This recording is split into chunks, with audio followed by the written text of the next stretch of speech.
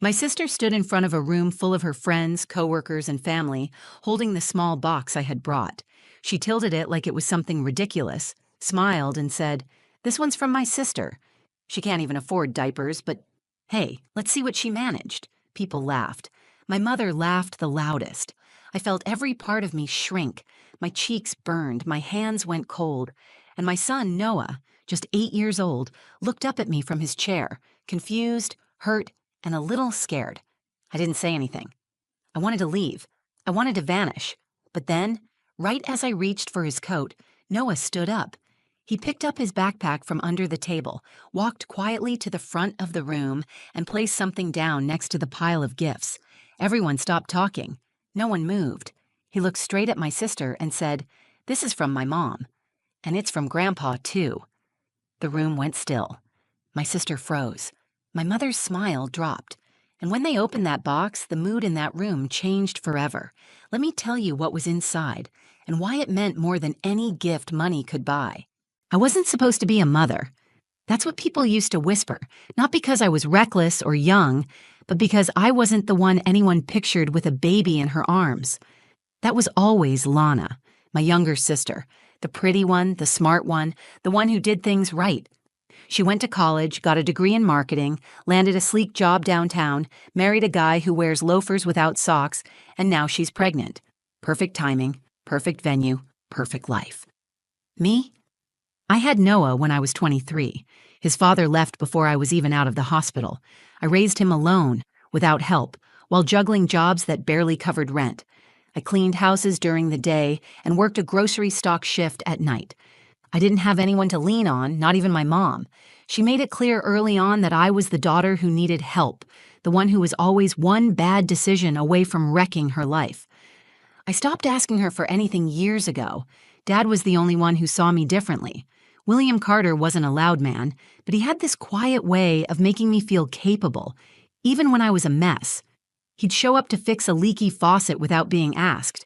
He taught Noah how to hammer nails into scrap wood and called him Little Chief. He never said it out loud, but I know he was proud of me. He passed away last year after a long, slow fight with cancer. The grief is still thick.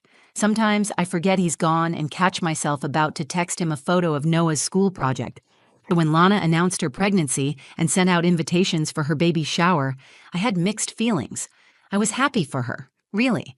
Despite everything, she's my sister. I wanted to show up, support her, and maybe feel like I was part of the family again, even just for an afternoon. I wasn't expecting warmth, but I wasn't expecting cruelty either. Noah was excited. He asked if we could bring a gift. I told him we would, even though I wasn't sure how I'd make that happen. Our budget didn't include extras, but I had a soft blanket I had crocheted years ago when Noah was a baby. It was still in great condition, folded in a storage bin. I washed it, wrapped it neatly, and added a handwritten note. It wasn't store-bought, but it was from the heart. I hoped she'd see that. The day of the baby shower, I put on my best jeans and a clean blouse. Noah wore his button-down shirt and khakis. We took the bus. The shower was held at a fancy event hall outside the city. Glass walls, floral centerpieces, catered brunch. Everything screamed money. When we walked in, people barely glanced at us. Lana was glowing in her designer dress. She was surrounded by tall women in heels, laughing over mimosas. I spotted my mom near the food table. She waved us over but didn't hug me. Just a tight smile and a glance at our small gift bag. "Oh, how sweet," she said flatly. Noah hugged her and she ruffled his hair before turning back to a conversation with one of Lana's friends. We sat at a side table. I poured Noah some punch and tried not to notice how no one joined us. I reminded myself we weren't there for anyone else. We were there for Lana. Eventually, Lana stood up to open presents. People clapped and oohed at every fancy bottle, warmer, and luxury diaper bag. When she got to our box, I saw her glance at the tag. Her lips curled into a half smile I recognized too well. She held the box in one hand like it weighed nothing and said, "This one's from my sister. She can't even afford diapers, but let's see what she managed." It hit like a slap. I froze. There were laughs. My mother was one of them. I felt a rush of heat crawl up my neck. Noah was staring at me. I didn't want him to see me cry, so I just smiled at him and said, "It's okay, sweetheart. Let's get ready to go." But Noah didn't move. He just kept staring at the front of the room. Then I watched him reach down and pull something out of his backpack. At the time, I didn't think much of it. I figured it was a drawing or a toy. I didn't know what he was planning. I didn't know that he had been holding on to something I didn't even realize we still had. And I certainly didn't know that my son, 8 years old and barely tall enough to reach the gift table, was about to change everything. Noah stood up from his chair with a quiet determination I didn't recognize. He reached into his backpack and pulled out a small box wrapped in plain brown paper. It looked nothing like the shiny, glittery gifts stacked around the room. I called his name under my breath, but he didn't even glance back. He just walked, steady and straight, toward the front. People started noticing. Conversations dropped into murmurs, then into silence. Lana paused mid-laugh as she turned and saw him. My mother tilted her head with a confused smile, the kind people give kids when they're not sure what they're about to do. Noah stepped right up to the gift table, looked at Lana, and said clearly, "This is from my mom. And it's from Grandpa, too." His voice wasn't loud, but it carried. I saw shoulders straighten and heads turn. Lana's mouth opened slightly like she was going to respond, but nothing came out. I stood up too.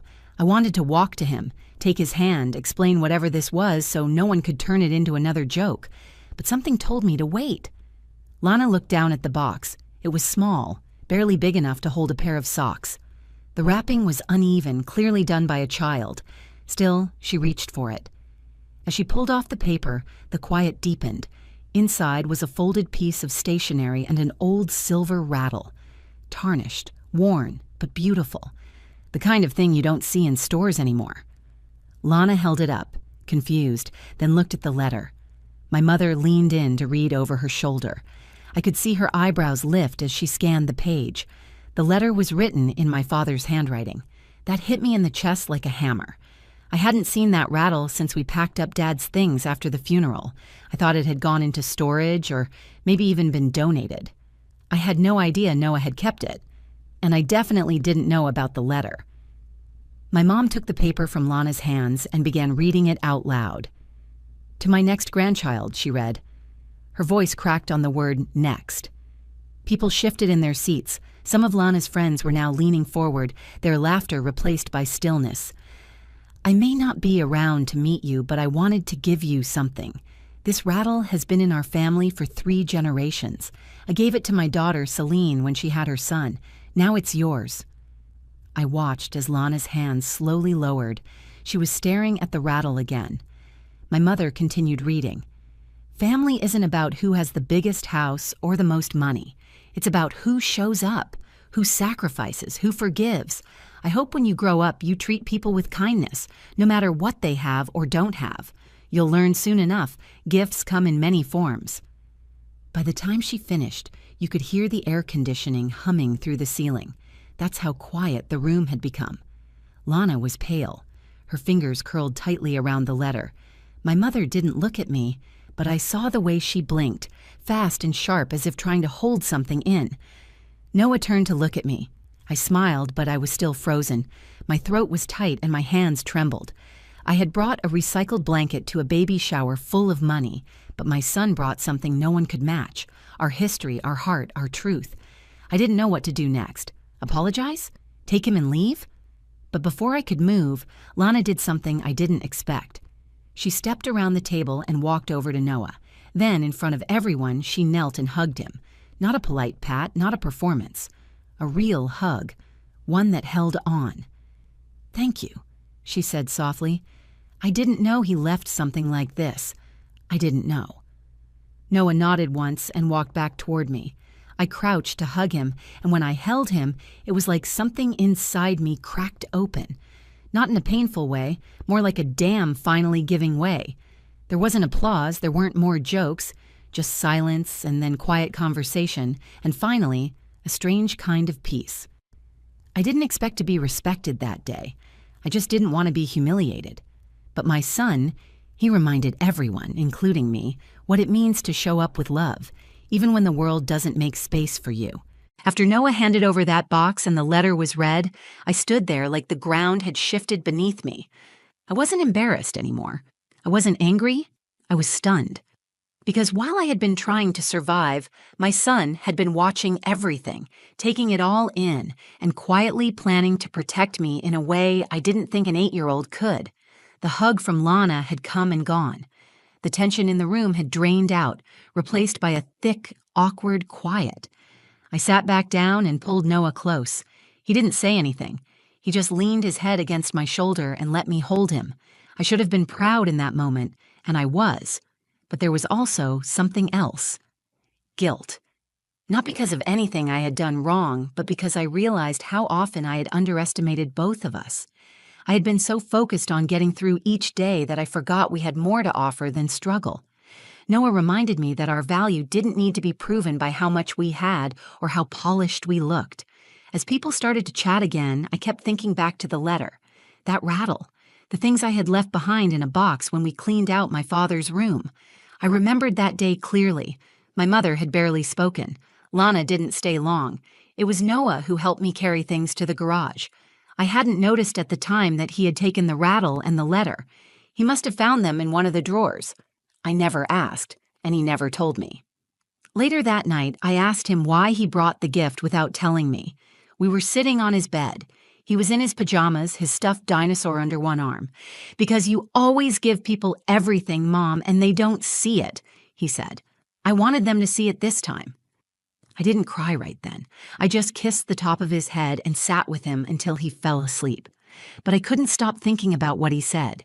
It echoed inside me, louder than anything Lana had ever said. That night, I stayed up going through old photos and cards. I found more letters from my dad, scribbled notes in the margins of newspaper clippings, doodles he'd left in the corners of envelopes. He'd written my name more times than I could count. I had spent years thinking I wasn't enough, but here it was, evidence that I had always mattered to someone. The next morning, I made a decision. I wasn't going to hide from my family anymore. I wasn't going to pretend like I didn't care about how they treated me. I was going to show up differently for myself and for Noah. I called my mom that afternoon. She answered with her usual clipped voice. "I wanted to say thank you," I told her, "for reading the letter." She was quiet. Then she said, "I didn't know he wrote that." I didn't either, but he did, and Noah saved it. There was another pause. Then, softly, she said, "He's a good boy." "He is, and I'm doing my best to raise him right." "I know," she said, and that was the first time in years I believed she meant it. I didn't expect a complete change overnight. I didn't expect her to suddenly become the kind of mother who hugs and says sorry, but I knew something had shifted. She heard my father's words as clearly as I did, and maybe for the first time she saw me the way he always had. Lana texted me later that week. She said she'd kept the letter and the rattle on the baby's dresser. She thanked me again, said she wanted her child to know about our father. I didn't press for more. That was enough. But more than anything, I felt different. I stood taller. I looked people in the eye again. And not because anyone else had given me permission, but because my son had. He reminded me who I was, what I came from, and that the love we carry, even when it's quiet and hidden in plain brown paper, has a weight that no one can laugh away. I didn't expect to hear from Lana again so soon, but just a few days after the baby shower, she asked if I could come over. She said she wanted to talk. No emojis, no awkward exclamation points, just a plain message with a time and address. I stared at the screen, unsure if I should go. Part of me wanted to ignore it. I was tired of making the first move, tired of showing up to places where I wasn't welcome. But this time, it felt different. Not like a demand, but an invitation. So I said yes. I brought Noah with me. When we arrived at her apartment, the place smelled like cinnamon and vanilla, like she had tried to make it warm on purpose. There were baby clothes folded neatly on the couch, a crib against the wall, and on the dresser near the window I saw it. My father's rattle and his letter, now framed and upright like something sacred. Lana opened the door and gave Noah a soft smile. Then she turned to me and asked if we could talk privately. Noah went to the kitchen where her husband was making hot chocolate. I followed her into the nursery. She sat on the edge of the bed and rubbed her hands together. For a moment, she didn't speak. Finally, she said, "I was cruel." At the shower. I meant it as a joke, but I knew it would sting. That was the point. I didn't say anything right away. I wanted to hear the rest. She took a deep breath. I've been jealous of you, Celine. I never said it out loud before because it felt ridiculous. Everyone always said I was the one who had it all together. But you have something I don't. You raised a child who would walk into a room full of strangers, speak from his heart, and make grown adults stop and think. That doesn't come from luck. That comes from you. My throat tightened. I didn't know what to say. She glanced at the framed letter. When Dad passed, I shut down. I didn't want to admit how much I needed him, but I think I hurt you worse because I tried to pretend like he never favored anyone. He did. He favored you, and I hated it because deep down I knew you earned it. I stepped forward and sat next to her. The room was quiet except for the hum of the heater. I could smell the soft scent of baby lotion. I didn't want to compete with you, I said finally. I just wanted us to be sisters.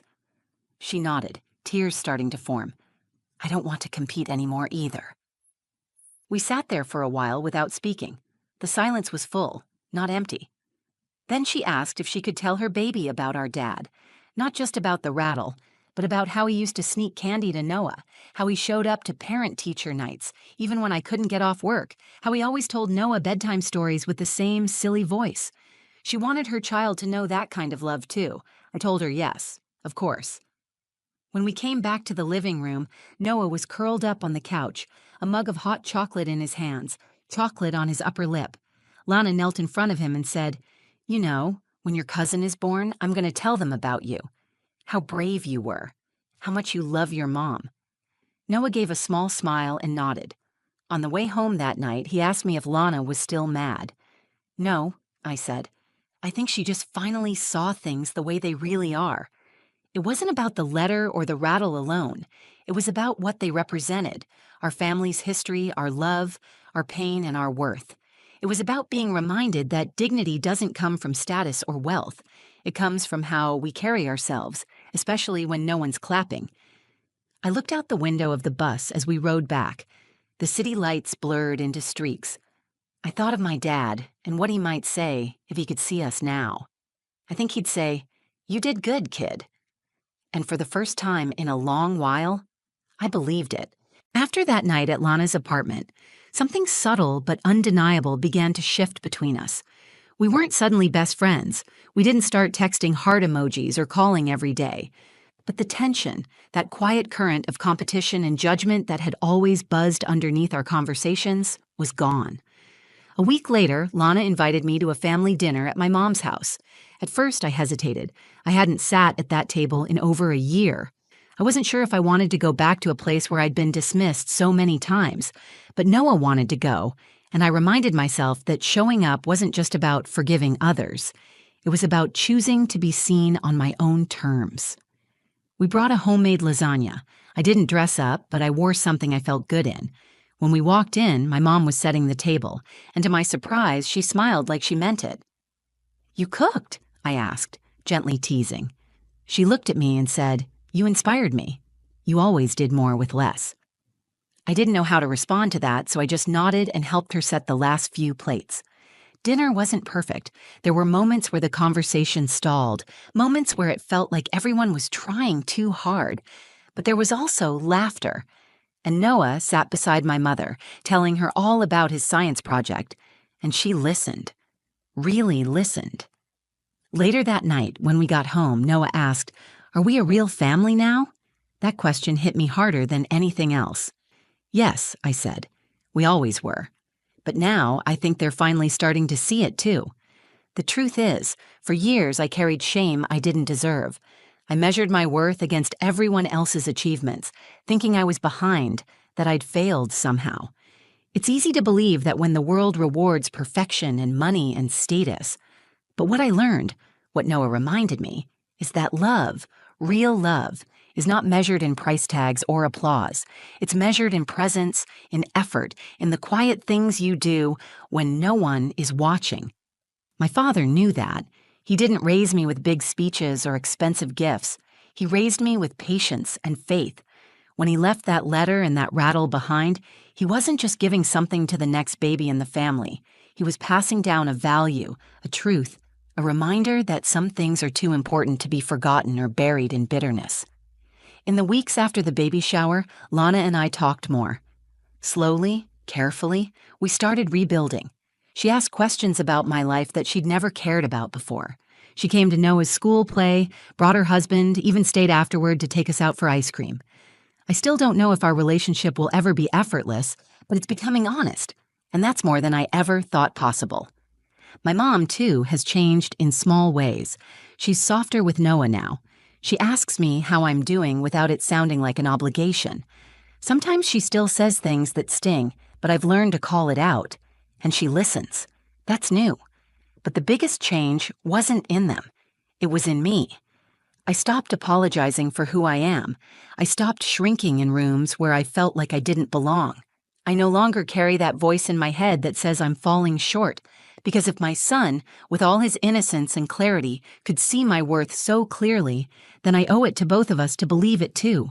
And every time I doubt myself, I think of that moment, that crowded room, my sister laughing, my mother smirking, and then my son standing up, walking forward, speaking for both of us when I didn't have the strength. That was the moment everything changed. Because love doesn't need to be loud, it just needs to be real. And sometimes, the smallest gift carries the deepest legacy. So to every single mom out there, to anyone who's ever been looked down on or laughed at for not having enough, don't let that noise drown out your worth. You are enough. You've always been enough. And sometimes it takes a child's voice to remind the world just how powerful love really is. If this story moved you, if you've ever felt overlooked or underestimated, or if you've ever had someone in your corner when no one else believed in you, take a second to like this video. Share it with someone who needs a reminder that quiet strength and real love matter more than anything. I'd love to hear your thoughts. Have you ever had a moment where someone stood up for you when you couldn't? Drop a comment below. I read everyone, and your stories matter here. And if you want more true stories that dig deep into what makes us human, family, forgiveness, growth, make sure you subscribe to the channel and turn on notifications so you don't miss the next one. Thank you for being here. You are seen and you are valued. Until next time. They handed out presents to every single kid around the tree. Colorful boxes with bows, names written in shiny marker. Laughter filled the room, the kind of warm chaos you'd expect on Christmas night. Except there was one child sitting quietly, empty-handed. My daughter, Lena. She didn't cry. She didn't speak. She just watched as her cousins tore through wrapping paper and screamed with joy. I sat next to her on the couch, stiff, my stomach twisted into a knot. I could feel the burn in my throat, trying to swallow it all down. I wanted to believe it was a mistake, that her name had been missed, that someone would laugh and say, "Oh, wait, we forgot Lena's." But then my brother, Trent, looked directly at me across the room and said loud enough for everyone to hear, "She's lucky we even invited her. She's not really family." The words hit harder than a slap. And worse, he was smirking, like it was a joke, like humiliating a child, my child, in front of the entire family was somehow funny. I turned to my mother, Evelyn, who was refilling her wine glass, not even looking at me. She gave a short laugh and said, just like her mother. Always begging. My jaw clenched. I looked around the room. Not one person stood up for us. Not one. My daughter looked up at me. Her eyes didn't ask for anything. Not explanation, not defense. She didn't need me to explain why her uncle just said she wasn't family. She already understood, and I hated that. I hated that, in 9 short years, my daughter had already learned what it felt like to be othered. To be tolerated instead of welcomed, to be ignored instead of loved. I didn't speak, I didn't get up. I froze. Lena, though, she moved. She stood up from the couch, walked quietly over to the tree, and knelt down. Everyone stopped talking. I could feel my heart pounding against my ribs as I watched her small hands reach behind the trunk. She pulled out a small box, wrapped in reused blue tissue paper, and taped at the corners. A handmade tag dangled off it, the ink slightly smudged. To Uncle Trent. My breath caught. I hadn't brought that. I didn't know she had. She turned around, walked calmly to where Trent was sitting, and held out the box. He raised an eyebrow. "What's this?" She answered with a soft voice. "I brought a present, too. For you." The entire room fell into an unnatural silence. The kind where everyone knows they just witnessed something they weren't supposed to. Not because it was wrong, but because it was real, raw, uncomfortable in the way truth often is. Trent took the box. He opened it. And the moment he looked inside, his expression changed completely. He didn't say a word, and for the first time that night, he was the one who had nothing to say. Christmas has always been complicated for me. As a child, it was magical, full of laughter, joy, and the promise of being loved no matter what. But that changed as I got older, especially after the divorce. Suddenly, holidays felt more like a battleground than a celebration. I'm Ava. I'm a single mom, and for the past 5 years, it's been just me and my daughter, Lena. It wasn't always easy. There were days when the bills piled up higher than I could manage, and nights when the silence of the house felt too loud. But I had Lena, and she was everything I needed. Her laugh, her smile, her excitement for life. It kept me going when things were tough. Every year, I tried to make Christmas special. We didn't have the big, luxurious celebrations that some families did, but we had each other, and that was enough. I taught her that Christmas wasn't just about presents or decorations. It was about love, connection, and the simple joy of being together. But this year was different. This year, I agreed to go to my mom's house for Christmas dinner. My mom, Evelyn, is complicated. She's the kind of woman who speaks her mind, but always with a sharp edge. She's the kind of mother who demands perfection. From everyone, especially me. Since my divorce, she'd made it clear that I wasn't quite good enough in her eyes, not the way I used to be when I was married. The way she looked at me like I had failed somehow always stung. Trent, my older brother, was another story. He was successful, had a beautiful wife, Caroline, and 2 perfect kids. To them, I was the black sheep, the one who hadn't figured it out. Every time I walked into a room, I could feel their eyes on me, sizing me up, judging me. They didn't understand what it was like to be a single mother, to juggle everything alone. They didn't see the late nights I spent working on my side business just to keep food on the table for Lena. I didn't want to go to Christmas dinner. I'd made up my mind to skip it. But then Lena started talking about seeing her cousins, about how much she missed them, about how excited she was to be a part of the family again. She didn't even know the tension that hung thick in the air every time we walked into that house. She just wanted to be surrounded by the people she thought were family, so I went, for her. The house was everything I remembered. Too grand, too pristine, too full of expectations. The tree was decorated in gold and silver, its lights twinkling like something out of a movie. The dining room table was set for more than 20 people, plates shining, silverware polished, and glasses filled with a type of wine none of us could afford. I didn't belong there. I hadn't in years. I walked in, feeling the old familiar knot in my stomach. I smiled at my mother, tried to make small talk with Trent, but the tension was unbearable. I could already tell this was going to be one of those holidays, the kind where you just hold your breath and get through it, hoping for a miracle that never comes. Lena, on the other hand, was completely at ease. She was always like that, a natural light in any room.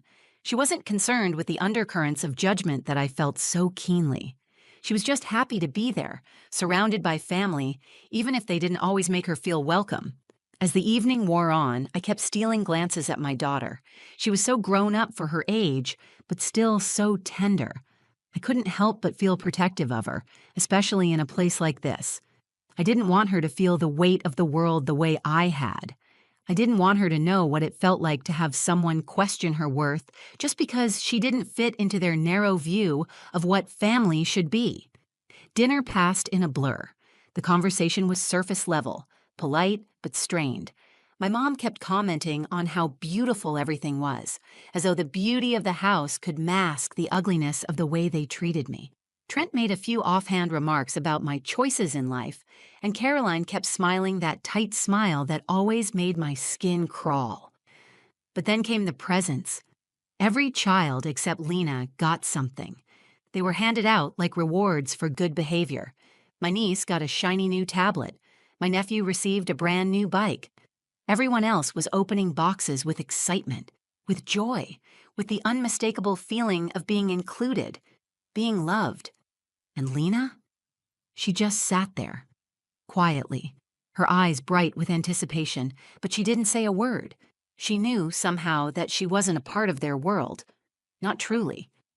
I watched as she waited, hoping for something, anything, to come her way. But it didn't. And in that moment, I knew that no matter how hard I tried to make things right, no matter how much love I poured into our little family, we'd never be enough for them. And that hurt more than I could have ever prepared for. Lena sat perfectly still. Her little hands were folded in her lap, her back straight, her face calm. But I could see the way her eyes followed every gift that passed from one adult to a laughing child. She didn't say anything, and neither did I. That silence between us was screaming. One by one, Trent called out names with exaggerated cheer. To Maddie, from Aunt Caroline and me. To Ethan, from Nana Evelyn. Bright paper flew through the air. Ribbons were tossed aside. The room echoed with excitement. Someone turned up the Christmas music, and it made everything feel more cruel. Underneath all the glitter and fake cheer was something colder, sharper. I waited. I kept telling myself that maybe Lena's gift had just slipped under the tree skirt. Maybe someone had forgotten to hand it to her. I even stood up and glanced toward the back of the tree, hoping, praying I would find something with her name on it. But there was nothing. Trent looked at me, then down at Lena. That was when he said it. She's lucky we even invited her. She's not really family. He said it like it was a fact, as if it had been decided long ago, like he had the right to define who belonged and who didn't. A few heads turned. Someone let out a nervous laugh, but no one said anything. Not Caroline, not my mother, not even the cousin's parents who had once asked me for favors when I was married and doing well. Then my mother, Evelyn, topped it off like it was some twisted cherry on a rotten sundae. Just like her mother, always begging. She laughed as she said it, shaking her head as though she were sharing a memory that amused her. I sat there, frozen. For a split second, I couldn't even feel my hands. I was humiliated, not just for myself, but for Lena. They hadn't just insulted me. They had erased her. They had made her invisible. I looked at Lena. Her face didn't change. She still had that soft, composed look. Her lips were pressed together gently, her eyes thoughtful. I wondered what she was thinking, what she was feeling. My stomach turned because I knew she was absorbing every second of it. This wasn't about a toy or a box wrapped in shiny paper. This was about being left out, being publicly rejected, being told without saying it directly that she didn't matter. I wanted to get up. I wanted to scream at them. I wanted to grab my daughter and walk out of that house and never look back. But I didn't move. I couldn't. Something inside me held me down. Maybe it was years of being talked over, laughed at, dismissed. Maybe it was the fear of what they'd say next if I made a scene. Maybe it was shame. I'd been raised to stay quiet in that house, to play nice, to avoid drama. And now I was choking on my silence. Lena didn't flinch. She didn't look at me for reassurance. Instead, she slowly stood up, brushed off her dress, and walked across the room to the tree. No one stopped her. No one asked her what she was doing. The music played and the adults pretended they didn't notice, but everyone was watching. She crouched near the base of the tree and reached behind one of the large boxes. Her small fingers tugged at something hidden deep in the branches. When she stood up, she was holding a small, lumpy package. It was wrapped in a piece of blue tissue paper, taped at the sides. It looked like something a child had put together with their allowance and their heart. A simple tag was taped to the top, to Uncle Trent. She walked toward him with quiet steps, holding the package in both hands. Trent looked confused. He sat up straighter and stared at the gift, then back at her. She stopped in front of him and held it out. "This is for you," she said softly. "I brought a present, too." The air changed. The room didn't move. For the first time all night, no one said a word. The laughter died. Even the music seemed to fade into the background. People turned in their seats, eyes widened. Caroline looked at Trent like she wasn't sure what to do. Trent reached out and took the package from her hands. He didn't say thank you. He didn't smile. He just held it like he didn't understand what it was. And for the first time all night, the weight in my chest began to shift. Lena had spoken, not with anger, not with tears, with action, with clarity. While the rest of us froze, she moved.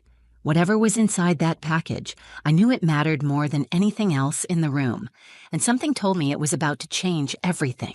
Trent turned the package over in his hands like it was a foreign object. The tissue paper was wrinkled, thin in places, with corners unevenly taped. He peeled back the edges with a kind of detached curiosity, still wearing the smug expression he had worn all night. But then his face changed. He pulled out a small folded paper and a drawing done in crayon and pencil. It was bright and careful, the kind of picture only a child would make with that much honesty. Everyone in the family was sitting at the Christmas table, drawn with big smiling faces, red and green details surrounding them. My mom's curly hair was a scribbly halo. Caroline's necklace had been drawn with gold dots. Even the dog had made it into the corner of the page, but what made Trent freeze was the figure at the far edge of the drawing. Him, alone, separate, sitting in a chair that was just barely touching the frame of the scene. There was no smile on his face, no color on his shirt, just a gray outline. On the back of the drawing, Lena had written a message in simple, uneven handwriting. "It hurts to be left out. Maybe now you understand." He didn't speak. He didn't even blink. The silence stretched so long that my mother asked, "What is it?" from across the room, her tone sharp and annoyed. Trent didn't respond. He just kept looking at the picture. Lena stood still in front of him. She didn't flinch or step back. Her hands were by her sides. She looked calm, not angry or afraid. She didn't look like a child who had just been insulted by the people who were supposed to protect her. She looked like someone who had decided to tell the truth, whether or not it was welcome. Caroline leaned in and read the note over Trent's shoulder. I watched her eyes shift, her lips pressed together tightly. She didn't say anything either. Everyone else in the room waited, unsure of what to do. The atmosphere had cracked. The warmth that had been artificially layered into the evening, the decorations, the music, the carefully set table, had all been peeled back. What was left was raw. That's when I stood up. I didn't plan it. My body just moved. For the first time that night, I felt taller than I had in years. I looked at my brother, then at my mother, then at every person in that room who had sat in silence as my daughter was dismissed, like she didn't matter. "You've spent years making me feel like I'm not enough," I said. "You ignored me when I asked for help. You turned your back when I needed family, but I stayed quiet because I didn't want to fight. I thought keeping the peace was more important than standing up for myself." I paused and looked at Lena, who was still standing beside Trent. "But I won't stay quiet while you do it to her. Not my daughter. Not ever." I crossed the room and took Lena's hand. She looked up at me, and I could see it in her eyes. Relief, but more than that. Trust. She had given them a chance to be better, and when they failed, she hadn't let it break her. "I'm proud of you," I whispered to her as we turned toward the door. "Where are you going?" my mother snapped from her seat. "Home," I said. "Someplace we belong." As we walked away, I heard a few hushed voices, the kind of quiet panic that spreads when the truth has just hit too hard and too fast. I didn't look back. When we got to the front door, one of the younger cousins, Maddie, about Lena's age, came running after us. She reached out and slipped something into Lena's hand. It was a silver bracelet she had just unwrapped, still sparkling with a tiny snowflake charm. "This is for you," she said softly. "You should have had a present, too." Lena smiled, nodded, and squeezed her hand. We stepped out into the cold. The air felt crisp and alive, not heavy like it had inside. As we walked down the driveway, Lena held the bracelet tightly and looked up at me. "I didn't want to hurt Uncle Trent," she said. "I just wanted him to see." I looked at her, holding back tears. "He saw," I said, "and so did everyone else." We got in the car. I started the engine. The radio played a soft version of Silent Night, and for once, that silence felt like peace, not punishment. We didn't talk much on the drive home. The city was quiet, dusted with snow, and the holiday lights on the houses we passed glowed softly in the dark. Lena leaned against the window, watching the world go by with her bracelet still clasped in her hand. I glanced over at her, a lump in my throat that I hadn't been able to swallow since we walked out of that house. My daughter had stood in front of a room full of adults and told the truth in a way most of them never could. She wasn't looking for attention. She wasn't trying to shame anyone. She had simply refused to let them erase her. That night, after we got home and Lena was tucked into bed, I sat in the kitchen with a mug of tea that had gone cold in my hands. I thought about everything that had happened, the years of silence I'd endured, the way my mother had dismissed me, the smirk on Trent's face when he made his cruel remark, and the way he froze when he opened her gift. I thought about the picture again. That moment when everyone saw what Lena had drawn, how clear and cutting it had been. She hadn't yelled, she hadn't argued, she had created something honest, something undeniable, and it had landed like a hammer in that perfectly polished living room. The next morning, my phone rang. I almost didn't answer when I saw Trent's name, but something told me to pick up. He didn't start with hello. I was out of line, he said. I didn't think she'd even notice. She's a kid. I didn't say anything. I waited. He cleared his throat. But she did notice, and so did everyone else. I opened her gift again last night after you left. Caroline cried. I just sat there staring at it. I couldn't stop thinking about how she drew me outside the family. You were, I said. You put yourself there. He went quiet. I didn't mean what I said about her not being family, he added. I was just being, I don't know, stupid. You were being honest, I said. That's what hurts. He sighed. I don't want her to remember me like that. You don't get to choose what she remembers, I said. You only get to choose what you do now. There was a long pause before he spoke again. I want to make it right. For her, not for me. Can I come by today? Just me. I didn't answer right away. I thought about how easy it would be to say no, to protect her from any more disappointment. But I also thought about what Lena had said in the car the night before. I just wanted him to see. If she was brave enough to show him, I could be brave enough to let him respond. You can come by, I said. But if she doesn't want to talk to you, you'll respect that. He agreed. A few hours later, he showed up at our apartment with a small gift bag in his hands. Nothing flashy, just a plain brown paper bag with a blue ribbon tied around the handle. Lena was on the couch reading when I opened the door. Trent stepped in, glanced at me, then knelt in front of her. I'm sorry, he said. I was wrong. That picture you gave me. It made me realize what kind of man I was becoming. And I don't want to be that. You gave me something important. I didn't deserve it, but I'm grateful you did. He handed her the bag. Inside was a simple sketch pad and a fresh box of colored pencils. Not expensive, but thoughtful. At the bottom was a note he'd written in block letters. Thank you for showing me what family really means. Lena looked up at him, her expression unreadable at first. Then she smiled. Now you're back in the picture, she said. He let out a breath that sounded more like a release than relief. Before he left, he turned to me. Still have a lot to fix, he said, but I'm starting with her. That night, I framed the drawing she gave him. I wanted her to see it every day, not as a reminder of being left out, but as proof of her strength. She didn't fight back with anger or spite. She held up a mirror and they finally saw themselves. And in that moment, my daughter didn't just find her voice. She helped someone else find their heart. Later that week, I caught Lena sitting at the kitchen table, coloring in her new sketch pad. She had drawn another family scene. This time, everyone was sitting together. There was laughter in the faces, warmth in the colors. And this time, Uncle Trent was right in the middle, smiling, with Lena standing beside him. I asked her about it, curious how she felt after everything. She looked up at me and said, Sometimes people just don't know how to be kind until you show them what unkindness looks like.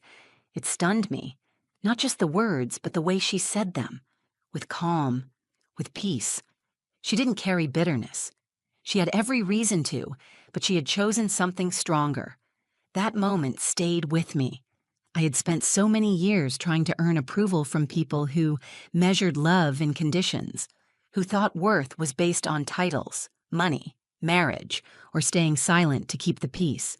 I'd worked so hard to keep Lena away from the rejection I had endured growing up, but in that house, on that night, it still found her.